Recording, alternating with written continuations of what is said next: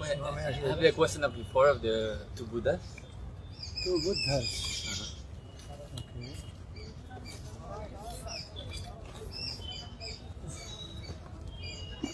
Okay.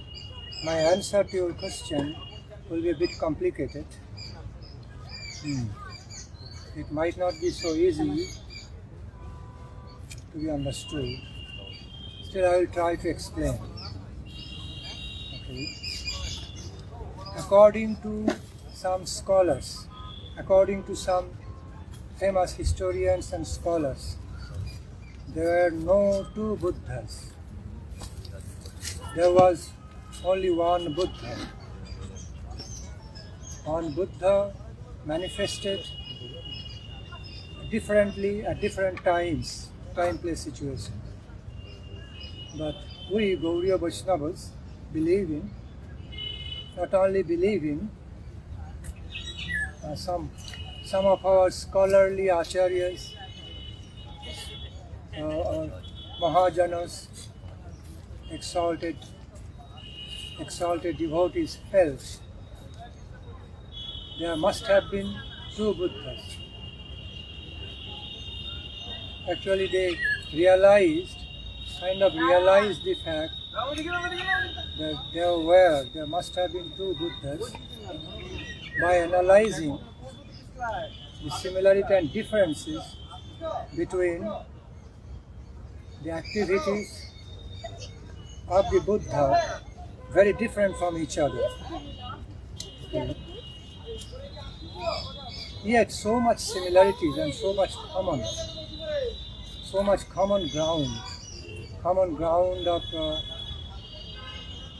their lifestyles, life activities. So it leads to the opinion there was one Buddha with different activities at different times. Therefore, it seems to be like two Buddhas. But Vaishnava scholars believe in and also realize must have been two Buddhas. One was more maha-nirvana vadi, follower of the philosophy of maha-nirvana. Like with the dissolution of the subtle body, nothing remains. The philosophy. With the dissolution of the subtle body means like our soul, Atma, nothing remains. It ends up with zero existence, total emptiness. So it is understood a kind of mayavadi called maha-nirvana, meaning total extinguishment, a total dissolution of not only the material body but also our subtle self. So they believed in what we call maha-nirvanavadi, mayavadi Buddha, close to mayavadi, that they believe in that after death, through some continuous sadhana, through certain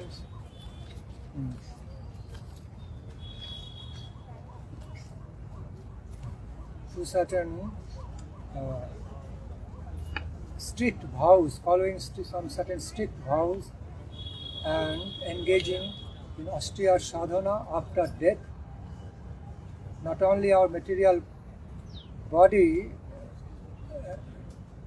doesn't remain, not only material body disappears, dilutes, but also our spiritual body, spiritual existence, meaning soul, subtle body, also gets dissolved, totally dissolved. That is called, in their eyes, that is called mukti. That's called real liberation. Nothing remains.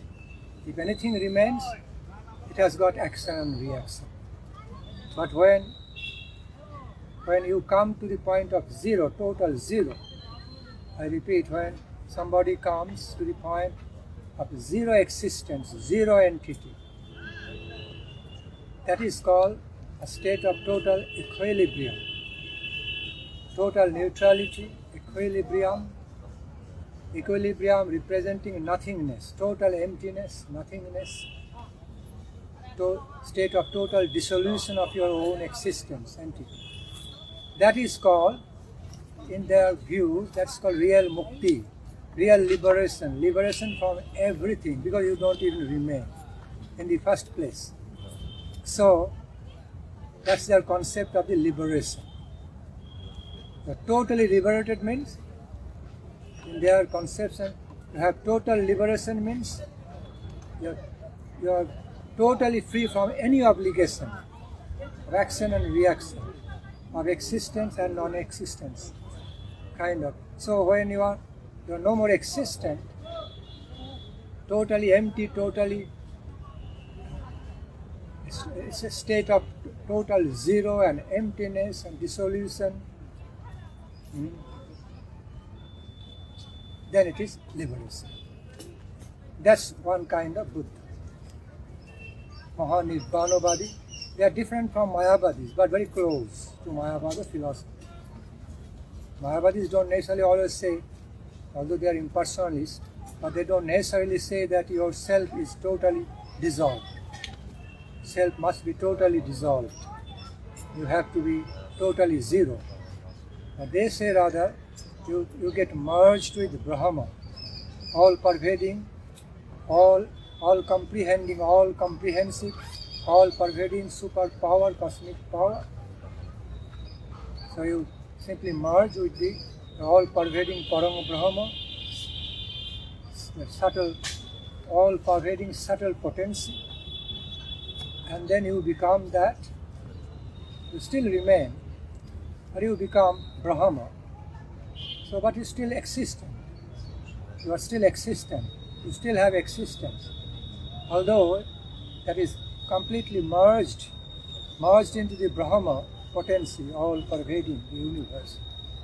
Universal, absolutely universal, all pervading Brahma potency. But your individual self no more remains. The individual entity is totally dissolved into the all pervading, all comprehensive, universal superpower. That's what the mayavadis say, Shankarites say. But they don't accept that it's a total dissolution of your own self is the real liberation. No. But your total dilution of your own individual self into the absolutely all comprehensive, all pervading self of the Brahma, infinite superpower Brahma. Okay, that is liberation. You are liberated in the infinitely absolute, all pervading, all comprehending existence of Brahma. Okay? Please elaborate. I am not finished. I know. If you ask me a question, then I will branch out. I cannot complete. I will take your question later. Now, so, Gauriya Vaishnava section, Krishna devotees, they think and feel. This is the Buddha of one category. Not Mayavadi Buddha. I mean, I'm not saying, although I explained to you about the Shankarite philosophy, liberation, but it's not with regard to Buddha. With regard to, just I wanted to clarify the distinctions between Shankaracharya's concept of liberation and that maha-nirvana vadi, Buddha's concept of liberation. One is liberation in nothingness, in total dissolution and emptiness. Another's concept of liberation, still impersonal, but liberation attained by merging into Parama Brahma, by dissolving your individual self, but still you remain as a part of the Parama Brahma concept. Because ultimately their aim is to attain liberation. You can say it's a fulfillment, highest fulfillment of that. But our conception of the highest fulfillment, in other words, Krishna devotee's conception of the highest fulfillment is not that kind of empty liberation. Okay? Liberation of nothingness or emptiness or total dissolution or even impersonal existence of oneself after merging into Brahma. It's not our concept of liberation. Our concept of liberation, Krishna devotees' concept of liberation, highest liberation is to maintain your individual self in full swing in relation to the Supreme Absolute Good, Absolute Lord, in relation to the eternal ecstatic service, eternal, blissfully eternal love service to the Supreme. That's our highest conception of liberation from all futile mundanity and highest conception of fulfillment, highest conception of highest fulfillment of life, to eternally remain engaged in the eternal nectarine love services to the divine Supreme. So I will now explain three concepts of the liberation to make the discriminations. Back to the point. So that is another, the one I have just described, the Buddha I have just described about. It's called Shunyavadi Buddha, Nirvishesha Shunyavadi. Buddha, maha-nirvana or Buddha and or Buddhist philosophy, that of nothingness, emptiness, total dissolution, zero existence. Now, but the kind of the Buddha we find among the 10 incarnations, Dasavatar of the Supreme Lord Krishna, is realized to be very different from that Buddha. Although there are similarities in lifestyles of following principle of non-violence, principles of kindness, generosity, total non-violence, and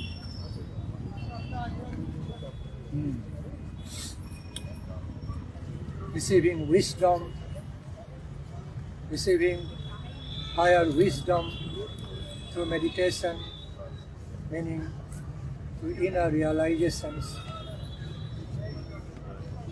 So these are the similarities. So, but the Buddha mentioned as one of the 10 incarnations, who is recognized as one of the incarnations of Lord Krishna. In other words, realized to be none other than one of the 10 incarnations of Lord Krishna. So that Buddha is realized to be the Buddha of more personal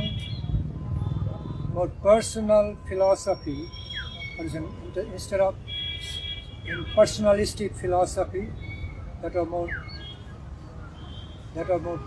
personal or personalistic philosophies, their doctrination. So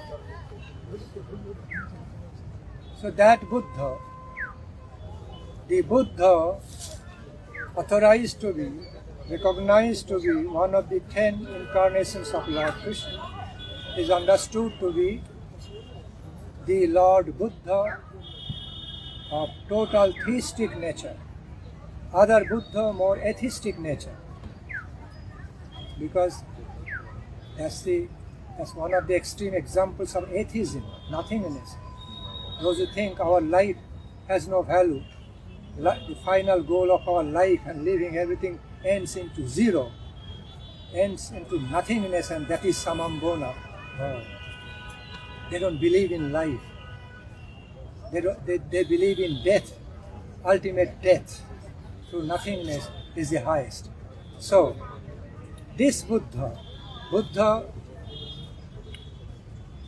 who is the incarnation of Lord Krishna, is known to be opposite. opposite to that, Shunyavadi Buddha. So this Buddha firmly believed in, and taught more personal conceptions. So impersonalistic, more personalistic conceptions, okay, experience of the philosophy of life in relation to the Supreme God. So he propagated more personalistic doctrines in a way that we can have a beautiful, wonderful, personal, wonderful life of the personal relationship with the Supreme Absolute Param Brahma, Supreme Absolute God, whether in the form of impersonal energy or in the form of personality. Both ways, Brahmeti, in the form of Supersoul, Paramatmeti, Bhagavaniti Sabdati, in the form of God, personality of God. So, that's the main difference between two classes, two kinds of the Buddhas.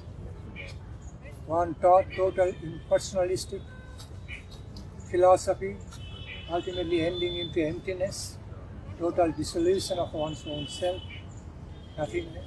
Other Buddha taught the opposite way, through his doctrines, through his divine messages, and that was that of more personalistic views, realizations, experiences of the lifestyle in relation to the Supreme Lord, Supreme God, who is none other than superpower while manifesting in impersonalistic energy form, all-pervading impersonal energy form, is called as Brahma, while manifesting through the realization of meditation of the yogis, called as Super Soul, residing closely connected with our own Jiva soul, individual soul, supporting our Jiva, individual self, and also get the message, the truth of that we don't need to dissolve ourselves at all.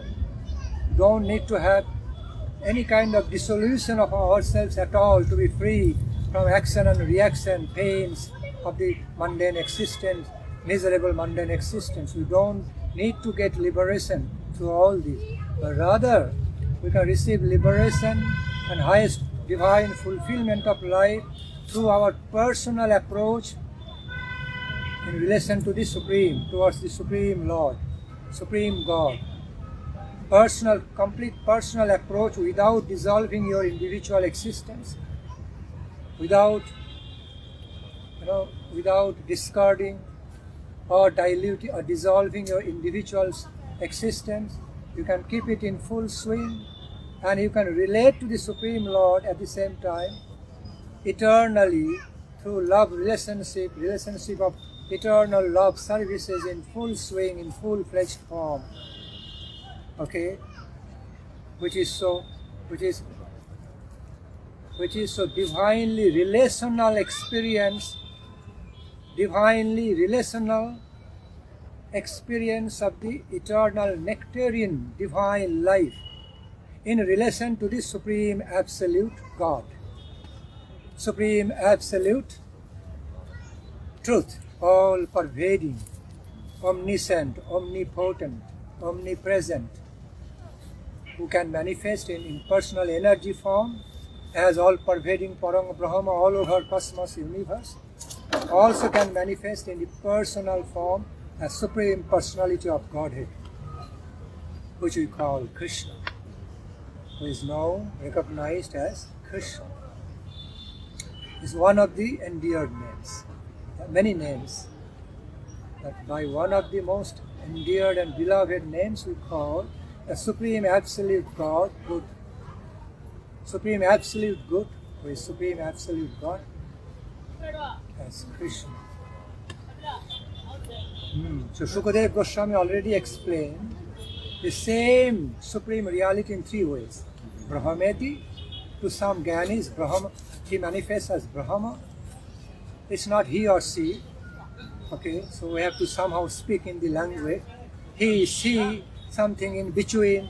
That reality, the supreme living reality, the supreme reality, absolute reality, the source of all life, creation, our existence, can manifest as he, as she, can manifest as Paranga Brahma, all pervading universal energy, that of infinite characteristics, okay, called Brahma, as realized by the Gyanis, follower of the paths of knowledge, who wants to know about God, following the paths of knowledge, through knowledge, wisdom, or Brahma,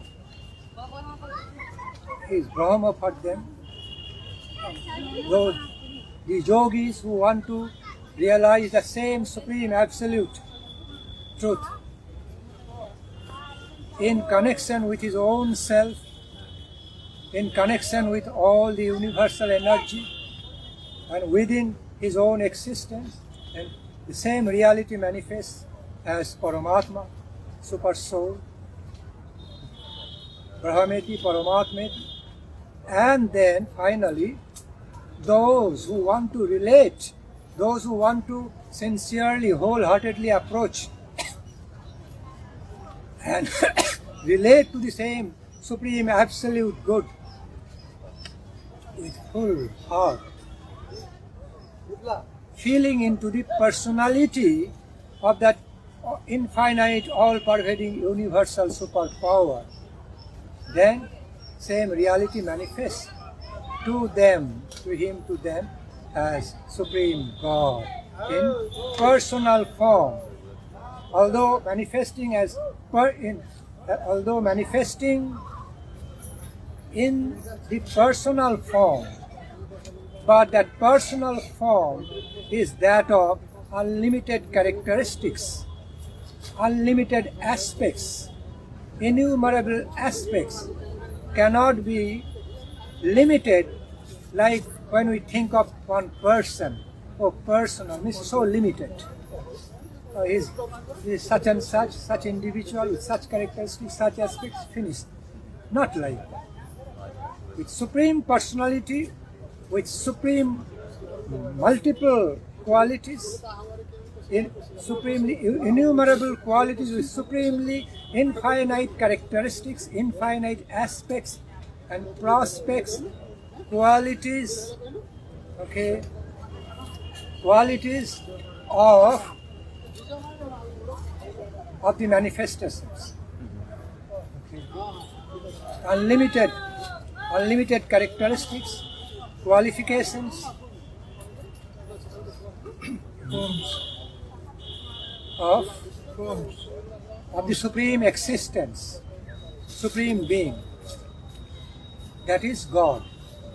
So when the devotees feel and realize the same all-pervading, all-comprehensive Paranga Brahma,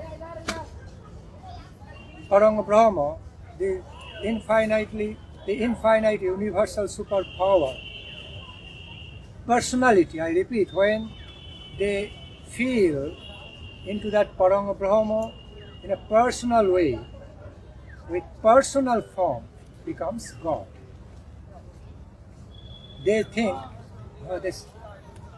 because they feel in a more advanced way, thinking how the source of all our lives, all the creations, animated and inanimate objects, okay, the source of all our lively activities, our living experience, cannot but be living also. If something is not present is in the cause, cannot come in the effect. So since we are living being with whole feeling, thinking, willing, I repeat, since we are all living beings with thinking, feelings and willing. Feeling, thinking, willing, or whatever way you put it in a chronological order. Feeling, thinking, willing should be.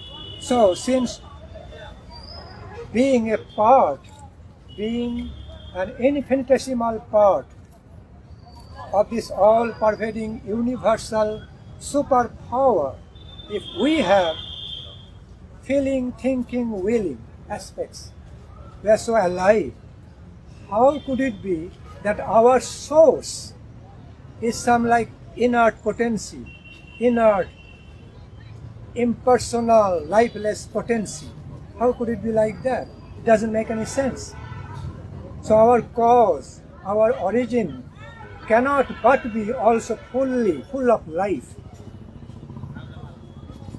It is full of life and full of matter both.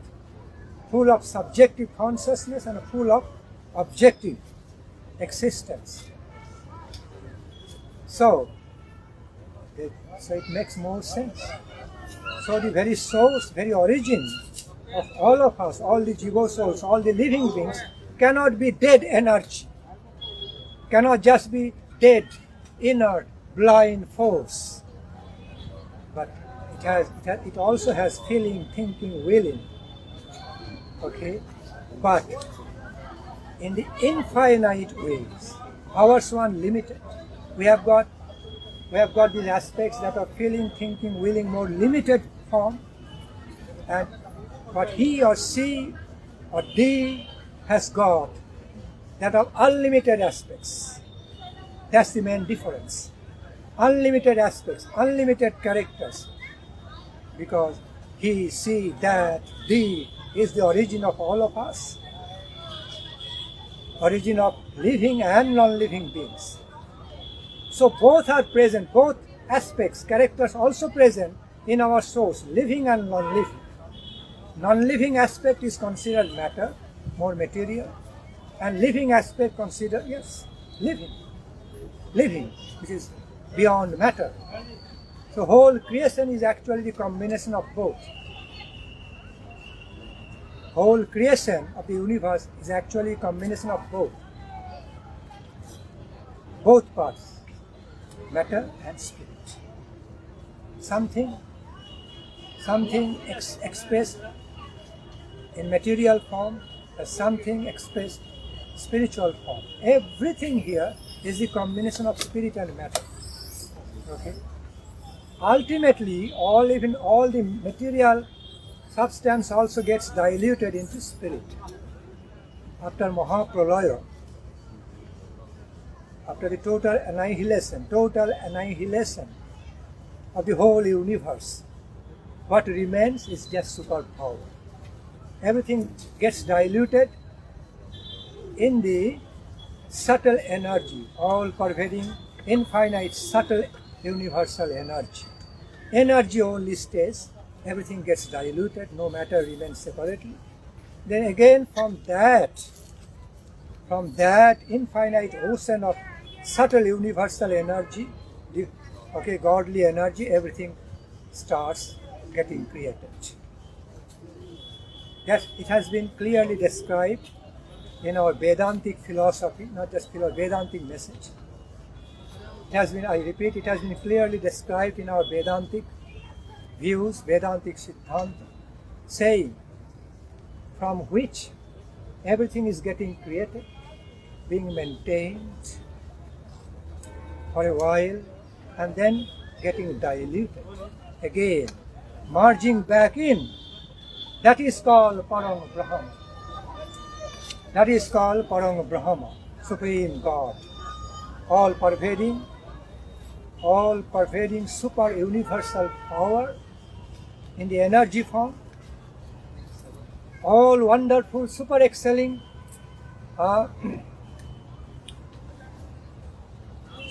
lively being, supreme being, full of personality, full of personal manifestations, then becomes God. Manifests as God. Basically, they are saved. same tattva, same supreme reality, whether defined as Brahma by the Gyanis, Paramatma by the Yogis, and Supreme God, Bhagavan, by the Bhaktas. Now back to the point. The Buddha of the Buddha, who is one of the 10 incarnations of Krishna, actually he promoted more that of divinely transcendental personal conceptions of our life, our eternal life, eternal being, in eternal relationship of love service, personal love services to the Supreme God, Krishna. So, therefore, such discrimination has been made. That there must have been two Buddhas, at least two individual entities of the Buddha who don't mix with each other, okay, rather opposite to each other. So this Buddha, out of 10 incarnations, this Buddha was one of the 10 incarnations of Krishna, is known,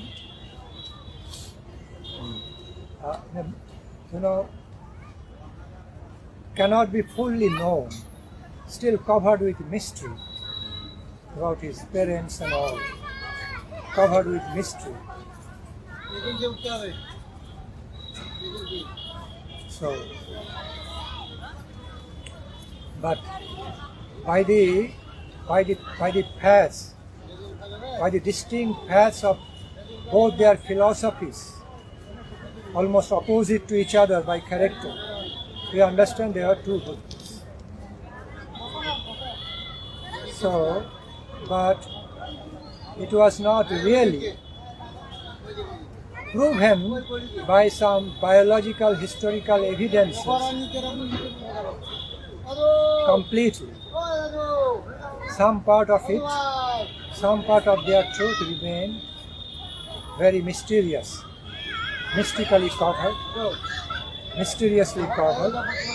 So, if somebody asks to prove two Buddhas by individual, by distinct examples and evidences, documented evidences from the history and all, very difficult to prove, because many things got lost in the ancient time. Many of the historians today writing their history based on their presumptions, assumptions and presumptions, not based on practical realities, whether material or spiritual realities. They think, okay, this happening, so somehow they hypothetically assume this must be the result. But they cannot really say and prove, oh, this was the reality exactly, not this way or that way. Most of the historians, even scientists, cannot do it. Okay? So a big part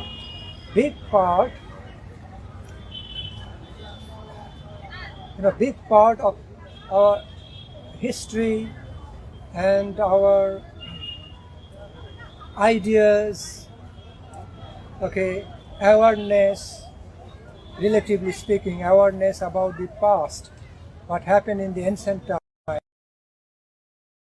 mystery, period. Okay, period. And we have to accept. We have to accept the truth as it is. We cannot argue why this happened this way, not that way.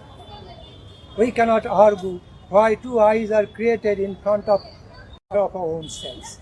We are not the real managers. We are not the creators. We are not the real organizers. We are not the real controllers.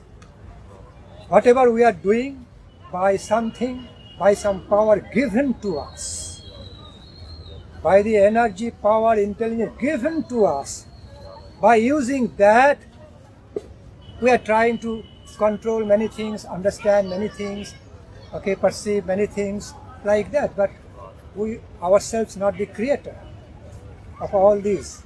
Our life energy, our intelligence, even our biological body, we are not. We are not the controller. Okay, it is understood, clearly understood.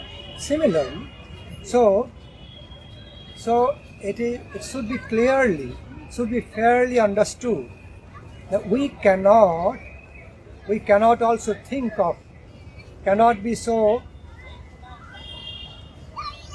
absurdly ambitious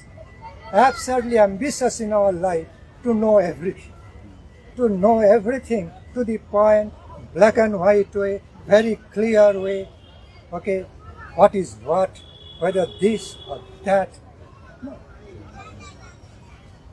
We have to accept that certain parts of the realities are understood by us, realized by us more clearly, whereas certain other parts of the realities, comparatively bigger, remains covered, remain very, remain mystical to us, covered with mystery, okay, to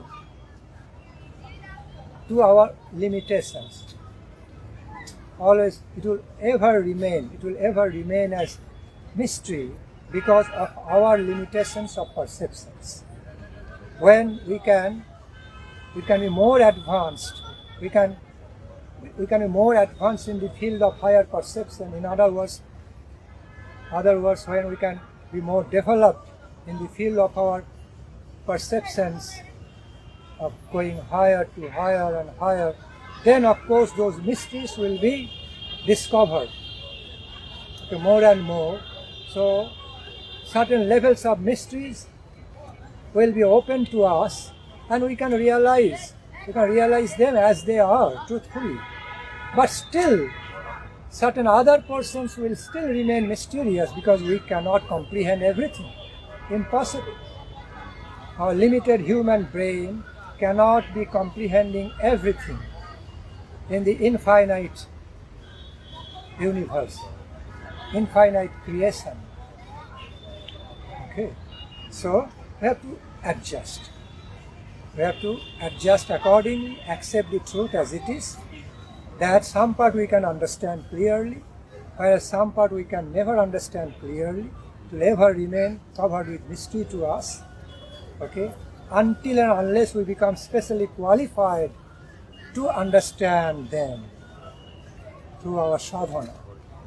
But still, certain portion of the knowledge or awareness will always remain unknown to us, covered with mystery, because we are limited. Otherwise, we become absolute. We are not absolute. We are limited. Only absolute mind, absolute heart, absolute knowledge can only fully comprehend everything, absolutely. And we, the limited relative individuals, in other words, we, the individual beings with so limited and relative capacities, should always be perceiving everything, understanding, knowing everything in a more relative, limited sense, not beyond it. This is the reality, you should accept. So, back to the point where from it came. Yes, so it is a very difficult, task to prove by documented evidence, by historical documented evidence, okay, that two Buddhas existed, but we can prove it through, we can feel it, we can realize about it by analyzing their difference of messages, distinction, their distinctive opinions, distinctive messages, distinctive lifestyles, quite different from each other, okay, and their distinct activities, spiritual activities. that way we can feel into that reality. There must have been two Buddhas. There were two Buddhas, otherwise how they could be so different from each other? How their philosophy, their opinions, spiritual opinions, their spiritual paths, their messages can be so different from each other, can be so distinct from each other. If they were the same one personality, how could they change? If it was one Buddha, how could they be self-contradictory? How could they change like Mr. Jekyll and Hyde? How could they become self-contradictory each other, same person? So it was very unlikely.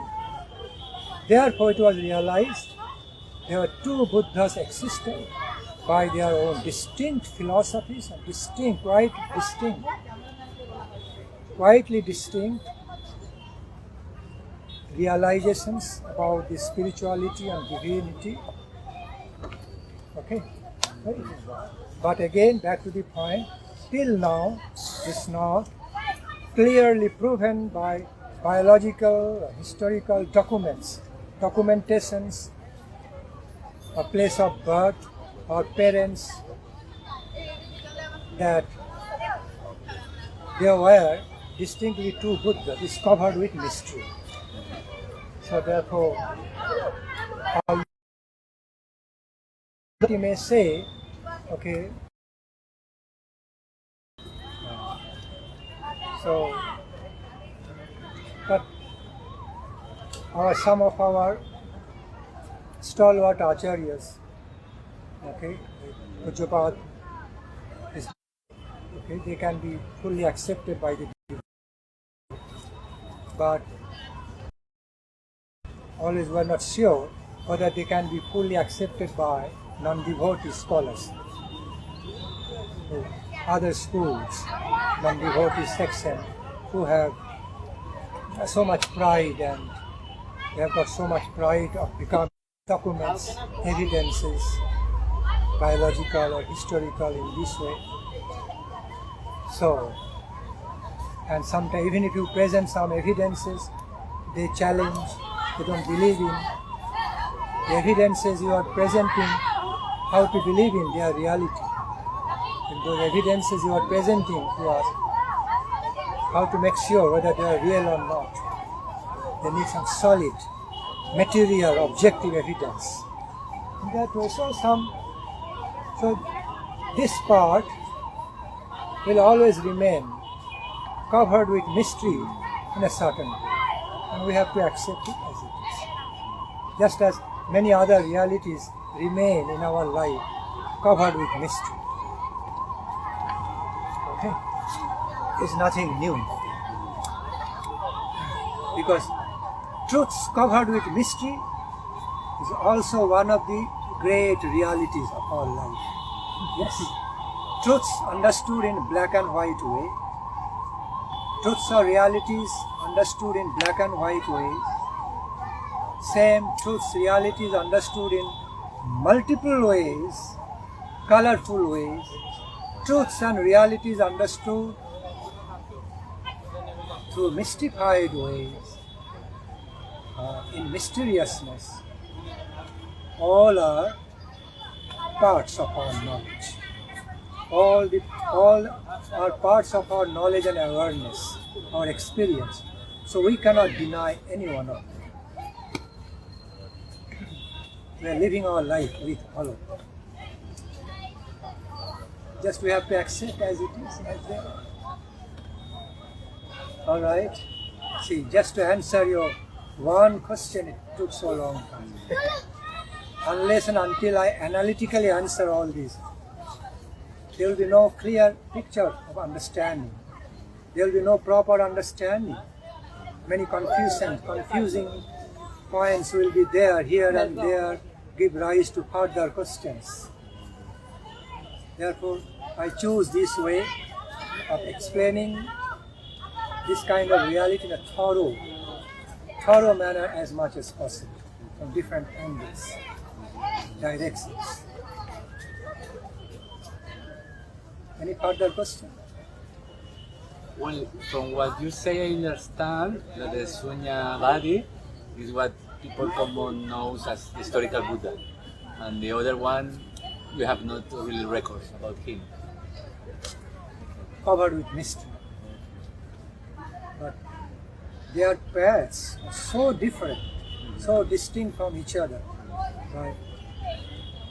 In other words, their philosophies, their spiritual paths, spiritual doctrine and messages.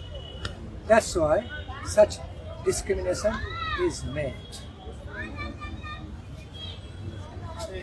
If it would be one person, one Buddha, it should remain same.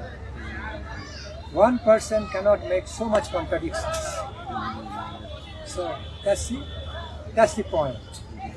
So other Buddha, godly Buddha, the Buddha of the 10 incarnations, more proven in a more spiritual way, through spiritual existence, or it's spiritually oriented objective existence, but certain great portions of their life remains covered with mystery.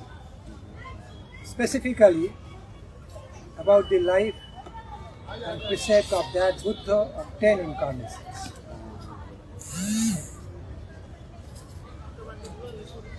So, what is that?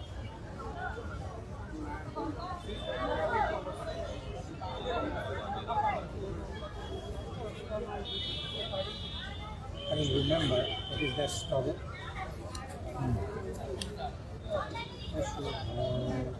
Sadaya hridaya darshita pashu nindati jagya vidhe raha suti jatam sadaya hridaya darshita pashu kesavadhita buddha sharira jaya jagadisha so nindati jagya vidhe raha suti jatam sadaya hridaya darshita pashu bhata. Yes. This Buddha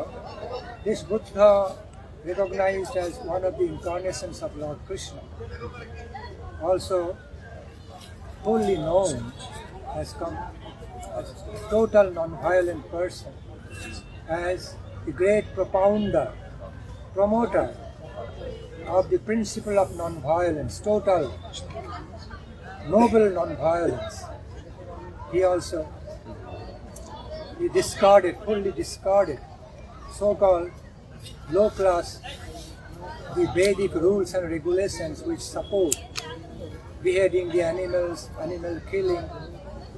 This Buddha was vehemently opposed, heavily opposed to that kind of unkind, low-class rules and regulations of certain portions of the Vedas, not all. Because Veda also divided into 3 levels, 3 qualities, Sattvic, Rajasic, Tamasic. Just as in the creation we see high class creation, also very low class creation. So high, middle, semi-middle, low, everywhere. So Vedas have instructions for every levels, for lowest levels of beings, also highest levels of being, also middle class of living. So, which is applied and implemented to the very lower kind, lowest level of lifestyles, okay? Gross, cruel, unkind, fighting for existence, kind of, always living with tamasic natures, mostly. So the rules and regulations created for them, can never be applied, implemented. Same cannot be implemented to the higher levels of the beings. Rules, regulations, system meant for the higher levels of the being, quite different from that of lower levels. It is understood. So therefore, Vedas have so many rules, regulations, for so many levels of lifestyles, for very low class and very high class. So high class, those who want to live high class life, living high class life must reject all the low class rules, regulations. They are not defeating to them. Just no, not at all defeating. Just that. So, Sadaya Hridaya Dostita Pashu. He promoted full swing non-violence, full of kindness, love and affection for all beings, specifically for all the animals. So, question may arise.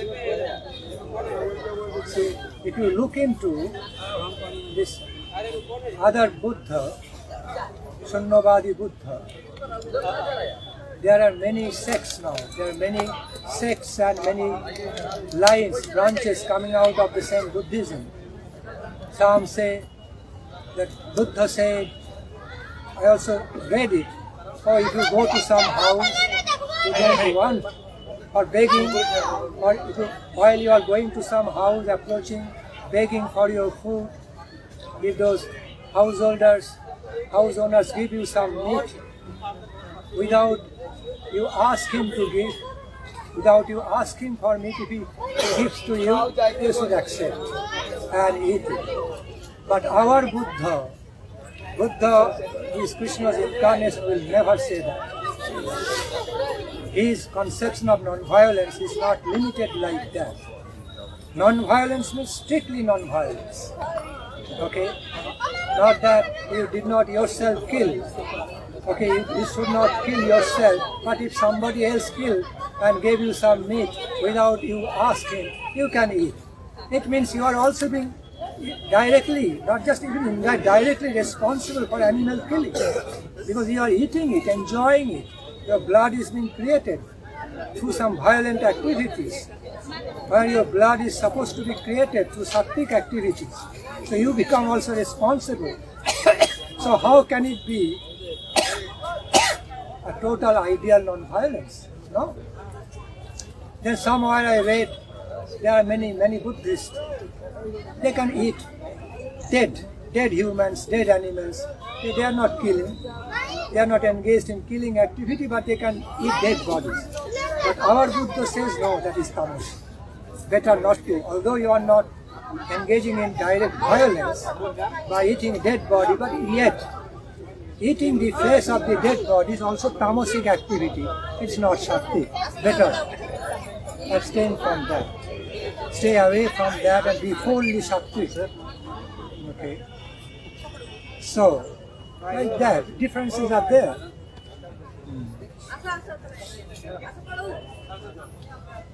Then many other points also. I am not going into lengthy discussion because I can feel into.